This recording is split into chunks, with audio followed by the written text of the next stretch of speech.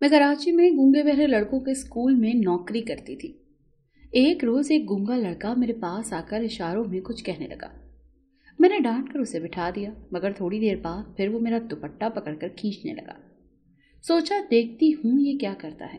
वो मुझे स्कूल के पीछे कमरे में ले गया। मेरे तो होश उड़ गए जब गूंगे बहरे बच्चों को पढ़ाना मेरी बचपन की ख्वाहिश थी, और बड़ी कोशिशों के बाद बिलाखिर मुझे एक ऐसे स्कूल में पढ़ाने का मौका मिल गया जहाँ स्पेशल बच्चों को पढ़ाया जाता था। ऐसे बच्चे जो माजूर हों, ऐसे बच्चे जो बाकियों से अलग हों।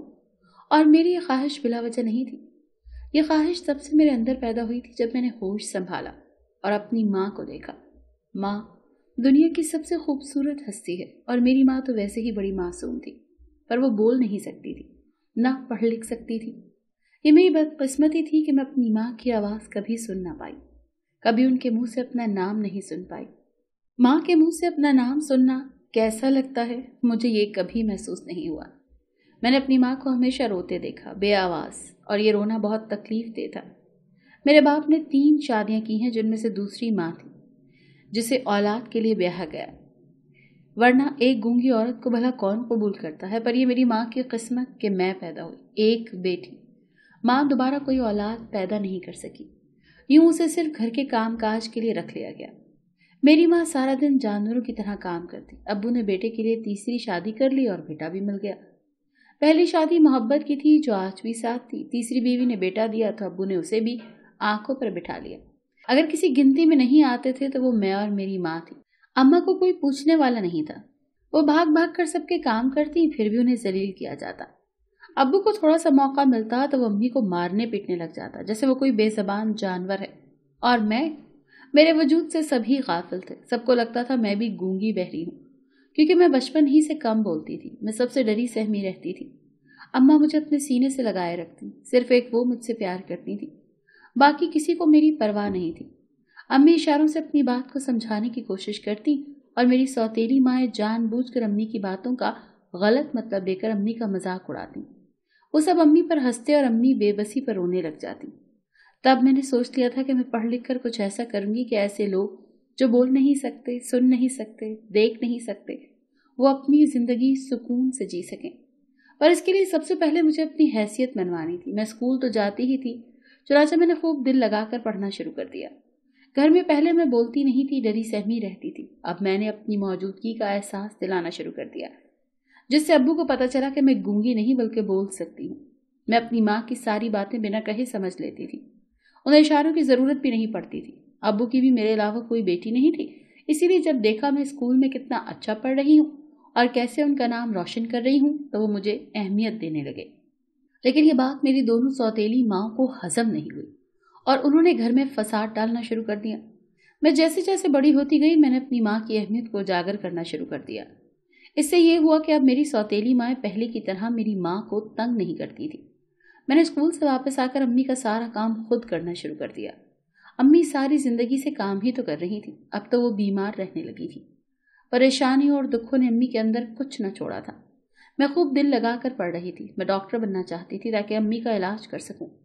डॉक्टर कहते थे मेरी अम्मी बोल सकती हैं, बस एक ऑपरेशन होना था। पर इतने पैसे कौन लगाता मेरी माँ पर, इसीलिए मैंने खुद ही डॉक्टर बनने का सोचा। पर यह भी अल्लाह को मंजूर ना था। अब्बा मुझ पर इतने पैसे नहीं लगा सकता था कि मुझे डॉक्टर बना सके।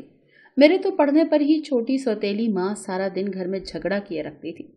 और फिर मैंने डॉक्टर बनने का ख्वाब छोड़ दिया और स्पेशल एजुकेशन में मास्टर्स करने का सोचा, ताकि मैं मुस्तकबिल में मासूम बच्चों को पढ़ा लिखा सकूं, ताकि उन्हें अपनी बात समझने समझाने में मुश्किल पेश न आए, जैसे मुझे आती थी। और फिर वक्त गुजरता गया, मैंने मेहनत न छोड़ी और बिलाखिर में पढ़ लिख कर गवर्नमेंट कॉलेज में टीचर लग गई। पर मेरा ख्वाब कुछ और था। उन्हीं दिनों अब्बा मेरी शादी फुप्पो के बेटे से करना चाहता था, जो मुझे किसी सूरत मंजूर नहीं था। मैंने कराची के एक बहुत बड़े स्कूल का सुना था जहाँ स्पेशल बच्चों को पढ़ाया जाता था। मैं वहीं जाना चाहती थी। चुनांचे मैंने स्कूल में पढ़ाने के लिए अप्लाई कर दिया। अब्बा ने साफ साफ अल्फाज में मुझे धमकी दी कि फुप्पो के बेटे से शादी कर लो, वरना अच्छा नहीं होगा। ये वही फुप्पो थी जिसने सारी उम्र मेरी माँ को तंग किया था। मैं भला कैसे ऐसी औरत के बेटे से शादी कर सकती थी। फुप्पो को अब लालच था कि मैं टीचर थी। फुप्पो भी जानती थी कि स्पेशल एजुकेशन डिपार्टमेंट में तनख्वाह डबल होती है, पर फुप्पो का ये लालच मैं किसी सूरत पूरा नहीं होने दे सकती थी। अब्बू ने 1 हफ्ते के बाद निकाह रख दिया और इधर दूसरी जानिब स्पेशल बच्चों के स्कूल में मेरी जॉब लग गई। और उसी रात मैंने अम्मी को अस्पताल ले जाने का बहाना किया और अम्मी को लेकर उस घर से निकल आई। मैंने कोई सामान नहीं लिया था, बस अम्मी को साथ लेकर कराची की ट्रेन में बैठ गई। और अगले दिन मैं कराची में थी। यहाँ मुझे स्कूल की तरफ से एक छोटा सा क्वार्टर मिला था जहाँ मैं अपनी अम्मी के साथ रह सकती थी। मैं अपने बाप और घर से बहुत दूर निकल आई थी, जिसने सारी जिंदगी बस हमें तकलीफें ही दी थी। यहाँ आकर मैं बहुत पुरसुकून और मुतमईन थी। अगली सुबह जब मैं स्कूल गई तो इतने सारे स्पेशल बच्चों को देखकर हैरान रह गई। दुनिया में कितने माजूर, कितने नाबीना और कितने गूंगे बहरे बच्चे थे, ये मुझे आज पता चला था। और ये सब बच्चे मुझे अपने दिल के करीब महसूस हो रहे थे। इंसान किसी का दर्द तभी महसूस कर सकता है जब उसने दर्द झेला हो। मैं चूंकि अपनी माँ का दर्द झेल चुकी थी, इसीलिए बच्चों के दर्द को समझ सकती थी। मेरे पास 30 बच्चों की क्लास थी। मैंने पहला दिन उनसे तारुफ में गुजारा। मैं चाहती थी बच्चे मुझसे मानूस हो जाएं ताकि बाकी सारा साल हमारा अच्छे से गुजरे। और फिर ब्रेक के वक्त मेरी नज़र ऐसे शख्स पर पड़ी जिसने पहली ही नज़र में मेरा दिल लूट लिया। उसे देखकर लग रहा था वो भी स्कूल में टीचर था जो बोल नहीं सकता था। वो इशारों में बच्चों के ग्रुप से बातें कर रहा था। उसके चेहरे से इतनी नरमी और रहम दिली झलक रही थी कि मैं हैरान रह गई। मैंने कभी किसी मर्द को इतना रहम दिल नहीं पाया। वो बच्चों से इशारों में ऐसी बातें कर रहा था कि व्हील चेयर पर बैठे बच्चे और ऐसे बच्चे जो बोल नहीं सकते थे, सब उसे देखकर उसकी बात समझकर हंस रहे थे। मेरे कदम बेसाख्ता उसकी जानिब बढ़े। मैं उसके करीब जाकर रुक गई और उसे देखने लगी। आहट महसूस करके उसने मेरी तरफ देखा। उसकी आंखों में उलझन उभरी। मैंने इशारों में उसे बताया कि मैं भी यहाँ टीचर हूँ। नई आई हो? मेरे इशारे समझकर वो मुस्कुरा दिया और फिर बच्चों को खुदा हाफिज कहता वहां से चला गया। मुझे उसका यूं अचानक जाना अजीब लगा, जैसे मैंने उसे परेशान कर दिया हो। और अगले दिन मैं क्लास में थी जब उस शख्स वहां आया। उसे देखकर मेरा दिल धक धक करने लगा। शायद मैं उसका लाशऊरी तौर पर इंतजार कर रही थी। वो मुझे देखकर बस हौले से मुस्कुराया और फिर एक 12-13 साल लड़के को अपने साथ लेकर चला गया। उसने मुझे नजरअंदाज कर दिया। मेरा दिल दुखा, पर मैंने खुद को समझाया। चाहे वो शख्स गूंगा था, पर मैं तो उसकी हर बात समझ सकती थी। और ऐसे लोग अब मुझे बाकी नॉर्मल इंसानों से ज्यादा अच्छे लगते थे। मेरे स्कूल में किसी से ज्यादा बातचीत नहीं होती थी। मैं अपने काम से काम रखती थी। आहिस्ता आहिस्ता स्कूल के बच्चे मुझे पहचानने लगे। अक्सर ऐसे बच्चे जब जिद करते तो किसी ना सुनते।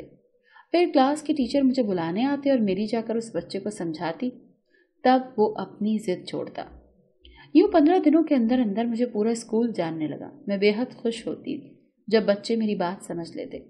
एक दिन मैं अपनी क्लास में थी जब चपरासी मुझे बुलाने आया कि प्रिंसिपल ने बुलाया है।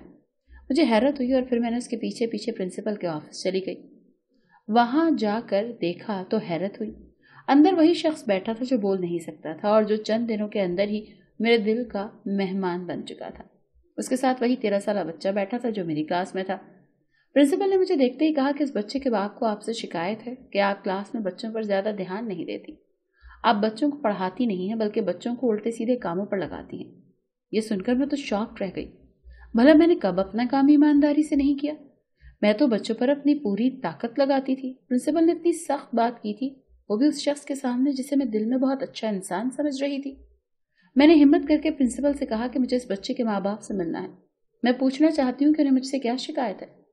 ये सुनकर प्रिंसिपल ने कहा कि इस बच्चे का बाप ये है जो आपके सामने बैठा है। प्रिंसिपल ने उस शख्स की तरफ इशारा किया और मुझे आसमान अपने सर पर गिरता हुआ महसूस हुआ। वो शख्स न सिर्फ शादीशुदा था, बल्कि एक 13 साल बच्चे का बाप भी था। और बच्चा भी ऐसा जो न सुन सकता था न बोल सकता था। मेरे पैरों के नीचे से जमीन निकल गई। मुझे अपनी टांगों पर खड़ा होना मुश्किल लग रहा था। मेरा सर चकरा रहा था। मैं कुछ न बोली और उस शख्स की जानिब देखा जिसकी आंखें मुस्कुरा रही थी, यूं जैसे उसने जानबूझकर ये सब किया हो, जैसे उसे मेरी बेइज्जती से खुशी महसूस हुई हो। ऐसे शख्स से मैं क्या बहस करती और क्या अपनी सफाइयां पेश करती। मैं खामोशी से माजरत करती वापस आ गई। मैंने प्रिंसिपल से कहा था कि आइंदा शिकायत का मौका नहीं मिलेगा, पर मेरा दिल हर चीज से उजाट हो चुका था। और उस दिन मैंने पहली बार एक बच्चे को थप्पड़ मारा जिसने स्याही की डब्बी उठाकर गुस्से से मुझ पर फेंक दी थी। मेरी सफेद चादर पर निशान पड़ गया और यूं लगा जैसे मेरे दिल पर भी दाग लग गया हो। और फिर मैंने बाकी टीचर्स के बुलाने पर भी उनकी क्लास में जाना छोड़ दिया। मुझे सब बुलाते, लेकिन मैं अपनी क्लास से न हिलती। किसी भी टीचर से मेरी बातचीत नहीं थी। मैं ब्रेक में भी स्टाफ रूम में नहीं जाती थी। दिल लुटने का अलग ही दुख था जिसका मैं सोग मना रही थी। मुझे वो शख्स अक्सर स्कूल में नजर आता था। मुझे तो उसकी क्लास भी नहीं पता थी। ये सोच सोच कर ही मेरे रोंगटे खड़े हो जाते कि उस शख्स किसी और का शौहर था। भला मैं इतने नसीब वाली कब से हो गई थी कि जो चाहा वो मिल जाता। मैं सारी बातों को जहन से निकाल कर अपने काम पर तवज्जो देना शुरू कर दी। एक दिन मैं अपनी क्लास में थी जब व्हील चेयर पर एक बच्चा आया जो गूंगा भी था और आकर मेरा दुपट्टा खींचने लगा। वो मुझे कुछ बताना चाहता था, बल्कि कुछ दिखाना चाहता था, पर मैं अब किसी के काम में नहीं उलझती थी, इसलिए मैंने उस बच्चे के साथ जाने से इनकार कर दिया। मैंने मजीद अपना तमाशा नहीं बनवाना चाहती थी। यूं भी सबको यहाँ मैं खटक रही थी और फिर रोज ऐसा होने लगा। वो बच्चा रोज आता और आकर मेरा दुपट्टा खींचने लगता। मैं मुश्किल से उससे अपना पल्लू छुड़वाती। मेरे लिए उस बच्चे को नजरअंदाज करना मुश्किल हो गया था। उसकी आंखों में मुझे अजीब सा खौफ नजर आता था। 4 दिन लगातार यही सिलसिला चलता रहा और फिर एक दिन मैंने बच्चे की बात मान ली और इसके पीछे पीछे चल पड़ी। वो मुझे लेकर स्कूल के पिछले कमरे की जाने पड़ा जो हमेशा से बंद रहता था। मेरे चेहरे पर उलझन उभर आई। जाने क्यों मुझे अजीब सा एहसास हो रहा था। इस बच्चे के चेहरे पर खौफ फैला हुआ था। वो मुझे कमरे के पीछे ले गया जहां पर एक खिड़की थी जो बंद थी। उसने हाथ बढ़ाकर थोड़ी सी खिड़की खोली और जब मैंने अंदर का मंजर देखा तो मेरे होश उड़ गए। अंदर वही शख्स जिसने मुझ पर इल्जाम लगाया था। उसने प्रिंसिपल का गला अपने बाजू में दबा रखा था। उसके चेहरे पर वो नरमी और रहमदिली कहीं भी नहीं थी, बल्कि वो चेहरे से बहुत जालिम और सफाक लग रहा था। मैंने कहा था ना कि एक दिन मैं पकड़ लूंगा और फिर कुछ बाकी नहीं बचेगा। वो प्रिंसिपल के गले पर दबाव डालते हुए गुस्से से बोला। उसे बोलता सुनकर मैं अपनी समात पर शक हुआ। वो अगर बोल सकता था तो फिर उसने गूंगे होने का नाटक क्यों किया। 2 दिन बाद 10 बच्चे यहाँ से स्मगल होंगे। किसी को कानो कान खबर नहीं होनी चाहिए। ये सुनकर मेरी चीख उभरी जिसे मैंने मुंह पर हाथ रखकर रोका। वो बच्चा उस दिन से मुझे ये सब दिखाना चाह रहा था, पर मैं उसके साथ नहीं आई। मैं व्हील चेयर पर बैठे उस बच्चे की तरफ देखा जिसकी आंखों से आंसू बह रहे थे। मुझे उस पर बेतहाशा तरस आया कि अगर वो बोल सकता था तो कब का मुझे बता देता। मैं उसे अपने साथ लेकर वापस आ गई। उसे समझाया कि किसी को ये बात नहीं बताए, वरना सबकी जान खतरे में पड़ सकती है। वो मेरी बात समझ गया। मैंने कभी ख्वाब में भी नहीं सोचा था कि उस शख्स के मासूम चेहरे के पीछे ऐसा शैतान छुपा होगा। मैं घर वापस आ गई, पर मुझे नींद ना आई। मैं रात को यही सोचती रही कि आखिर कैसे उस इंसान का सच सबके सामने लाऊं। सोचने पर मुझे याद आया कि मेरी एक दोस्त का भाई पुलिस ऑफिसर था और उसकी पोस्टिंग यही कराची में थी। मैंने दोस्त को फोन करने का सोचा और क्वार्टर से बाहर निकल आई ताकि अम्मी ना सुन लें। मैंने बाहर आकर दोस्त को फोन लगाया। इससे पहले कि वो फोन उठाती, किसी ने पीछे से आकर मेरे मुंह पर हाथ रख दिया।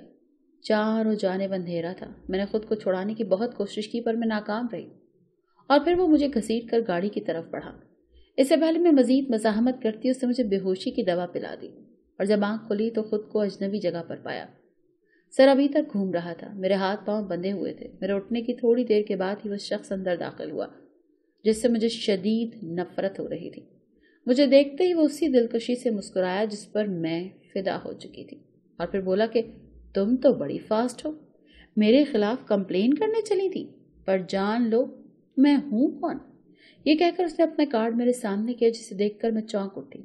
मैं ISI का एजेंट हूँ और पिछले 1 साल से इस मिशन पर हूँ। ये मेरा भतीजा है। उसने 13 साल लड़के की तरफ इशारा किया जिसे सब इसका बेटा समझते हैं। इस बच्चे ने मुझे सलाम किया और मैं हैरान रह गई। वो भी बोल सकता था। फिर उसने मुझे बताया कि मैं पिछले 1 साल से यहाँ काम कर रहा हूँ क्योंकि हमें खबर मिली थी कि इस स्कूल में जितने ज्यादा बच्चे थे इतना ही बड़ा खतरनाक काम यहाँ हो रहा था।